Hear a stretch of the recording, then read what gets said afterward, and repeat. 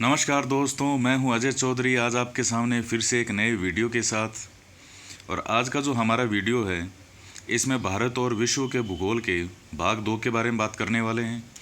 इससे पहला जो पार्ट था, पहला वीडियो, उसमें था भाग फर्स्ट, जिसमें इंडिया और वर्ल्ड ज्योग्राफी के जो सभी महत्वपूर्ण बिंदु एग्ज़ाम की दृष्टिकोण से महत्वपूर्ण हो सकते हैं उनका एक जगह संकलन किया गया था।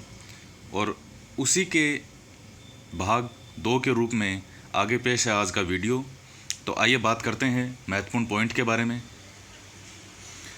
पहला बिंदु है कि भारत की प्रथम औद्योगिक नीति 1948 में अपनाई गई थी। दूसरा, मानसून शब्द की जो उत्पत्ति है वो अरबी भाषा के शब्द मौसम से हुई है। मानसून शब्द का अर्थ होता है मौसम, ऋतु अथवा हवाओं की दिशा में परिवर्तन।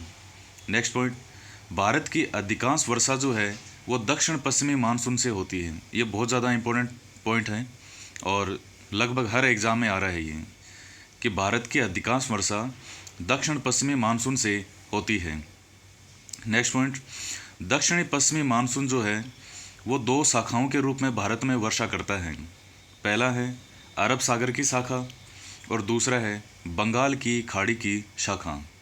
अब इसके अंदर भी जो भारत की अधिकांश या सबसे ज़्यादा वर्षा है वो अरब सागर की शाखा से होती है। विश्व की सबसे ज़्यादा वर्षा है वो मौसिनराम, ये पड़ता है मेघालय में, वहाँ पर होती है। भारत में शीतकाल में पश्चिमी विक्षोभों से उत्तर भारत में होने वाली वर्षा मावठ के नाम से जानी जाती है। नेक्स्ट पॉइंट है जेट स्ट्रीम पछुआ पवनों का ही एक भाग है और यह पश्चिम से पूर्व दिशा की ओर बहती है। भारत में वर्षा की मात्रा दक्षिण पश्चिम से उत्तर पूर्व की ओर तथा दक्षिण पूर्व से उत्तर पश्चिम की ओर निरंतर घटती जाती है, माइनस होती जाती है। उसके पश्चात है अल नीनो, भारतीय मानसून को कमज़ोर करता है। ला नीनो भारतीय मानसून को सक्रिय करता है। दक्षिण भारत की सबसे ऊंची पर्वत चोटी कौन सी है दक्षिण भारत की? वो है अनाईमुदी, जिसकी हाइट है 2697 मीटर। उसके बाद है दक्षिण भारत की दूसरी सबसे ऊंची पर्वत चोटी कौन सी है? ये है दोदा बेटा, 2637। भारत का रूर प्रदेश कौन कहलाता है? यह है छोटा नागपुर। अमरकंटक पर्वत चोटी जो है वहाँ से नर्मदा और सोन नदी इनका उद्गम होता है। दक्कन के पठार की सर्वोच्च चोटी है कलसुबाई, 1646 मीटर इसकी हाइट है। उसके पश्चात का पॉइंट है नीलगिरी पहाड़ी पर चाय का उत्पादन किया जाता है। उसके पश्चात है कि मुंबई को नासिक से जोड़ने वाले घाट का क्या नाम है? तो उसका नाम है थाल घाट। मुंबई को पुणे से जोड़ने वाले घाट भोर घाट। और उसके पश्चात है दक्कन का जो पठार है वो काली मिट्टी से निर्मित है और जहाँ काली मिट्टी होगी वहाँ पर कपास बहुतायत मात्रा में होता है। उसके पश्चात गारो, खासी और जयंतिया जो पर्वत हैं ये किस राज्य में है? तो ये स्थित है मेघालय के अंदर। उसके बाद हम बात करते हैं कि जो नाथुला दर्रा है ये सिक्किम को तिब्बत के पठार से जोड़ता है। और अभी भारत सरकार के द्वारा जो मानसरोवर यात्रा है वो यहाँ से प्रारंभ की गई थी। उसके पश्चात है जेलपल्ला दर्रा। जेलपल्ला दर्रा ये सिक्किम को तिब्बत के पठार से जोड़ता है और चुंबी घाटे इसी दर्रे के निकट स्थित है। उसके बाद हम बात करते हैं विशाखापट्टनम। ये आंध्र प्रदेश के तट पर स्थित देश का सबसे गहरा बंदरगाह है विशाखापट्टनम। उसके बाद में है जो भारत में प्रथम जनगणना है वो सन 1872 में लॉर्ड मेयो के काल में की गई थी। जनगणना एक बहुत महत्वपूर्ण टॉपिक है। 1911 से 21 का जो दशक है वो जनसंख्या विभाजक दशक के नाम से जाना जाता है। क्योंकि इस दशक में जनसंख्या बढ़ने के बजाय माइनस में हुई थी, घटी थी। 1961 से 71 का जो दशक है वो जनसंख्या विस्फोट के दशक के नाम से जाना जाता है, क्योंकि इस समय जो जनसंख्या की वृद्धि दर है वो सबसे ज़्यादा थी। भारत की जनसंख्या जो 1 अरब है वो 11 मई 2000 को हुई थी। 1 अरब में जो शिशु है उसका नाम आस्था रखा गया था। भारत विश्व का पहला देश है जिसने जनसंख्या नियंत्रण कार्यक्रम सन 1952 में प्रारंभ किया। 2011 की जो जनगणना है वो देश की 15वीं जनगणना थी। भाग परियोजना का प्रारंभ 1973 में किया गया। हाथी परियोजना का प्रारंभ 1991-92 में किया गया था। लाल पांडा परियोजना 1996 में उत्तर पूर्वी राज्यों में प्रारंभ की गई।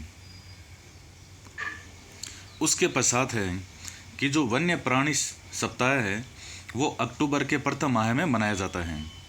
उसके पश्चात कुछ महत्वपूर्ण तिथियां हैं, जैसे 22 मई को अंतर्राष्ट्रीय जैव विविधता दिवस मनाया जाता है, 5 जून को विश्व पर्यावरण दिवस मनाया जाता है, 16 सितंबर को ओजोन संरक्षण दिवस मनाया जाता है, 22 अप्रैल को पृथ्वी दिवस मनाया जाता है। उसके बाद है कि जो मॉन्ट्रियल प्रोटोकॉल है उसका संबंध किससे है, तो मॉन्ट्रियल प्रोटोकॉल जो है उसका संबंध ओजोन परत के संरक्षण से है। नेक्स्ट पॉइंट है, भारत में कुल 26 आर्द्र भूमि क्षेत्र हैं। नेक्स्ट पॉइंट, राजस्थान में सांबर झील और केवलादेव राष्ट्रीय पार्क जो है वो आर्द्र भूमि क्षेत्र में शामिल हैं। नेक्स्ट पॉइंट है, भारत का प्रथम राष्ट्रीय पार्क जो है वो जिम कॉर्बेट नेशनल पार्क हैं। उसके पश्चात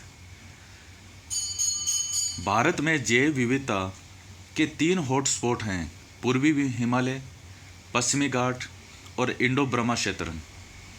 उसके पश्चात है कि जो मोहो असंबद्धता है ये किसके बीच है, तो ये देखिए जो पृथ्वी की आंतरिक संरचना पढ़ते हैं सियाल सीमा निफे वाली, उसके अंतर्गत ये चीज़ें आपको मिलेगी। मोहो असंबद्धता किसके मध्य स्थित है, ये भूपर्पटी और मेंटल के मध्य स्थित है। गुटेनबर्ग असंबद्धता ये मेंटल और बाह्य क्रोड के बीच स्थित है, और लेहमैन असंबद्धता ये आंतरिक क्रोड और बाह्य क्रोड के बीच स्थित है। नेक्स्ट पॉइंट, भारत की भूपर्पटी पर सर्वाधिक मात्रा में पाया जाने वाला तत्व ऑक्सीजन है, और इसके पश्चात सिलिका और एल्यूमिनियम का नंबर आता है। नेक्स्ट पॉइंट है, पृथ्वी का क्रोड भाग यानी जो सबसे भीतरी भाग है वो निकिल और लोहे से मिलकर के बना है।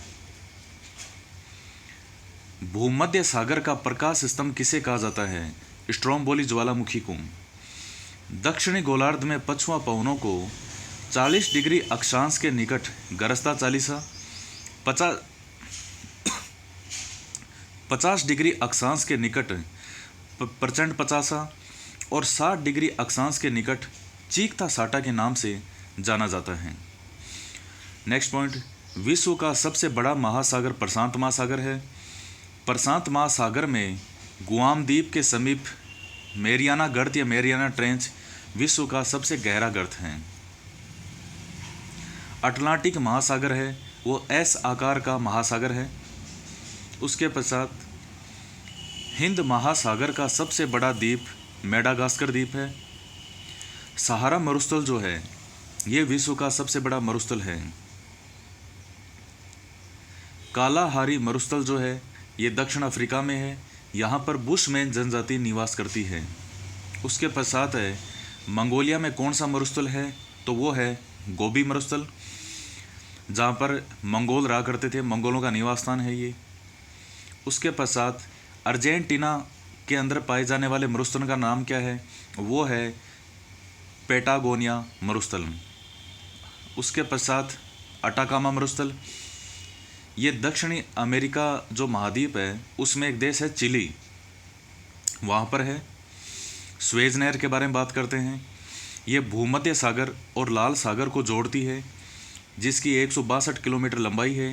ये 1869 में आई, यानी 1869 में तैयार हुई थी, और 1956 में इसका अंतर्राष्ट्रीयकरण किया गया। और यह नहर मिस्र राष्ट्र जो है उसकी ज़मीन पर बनाई गई, उसकी ज़मीन को काट के बनाया गया, इसलिए इस पर अधिकार किसका है?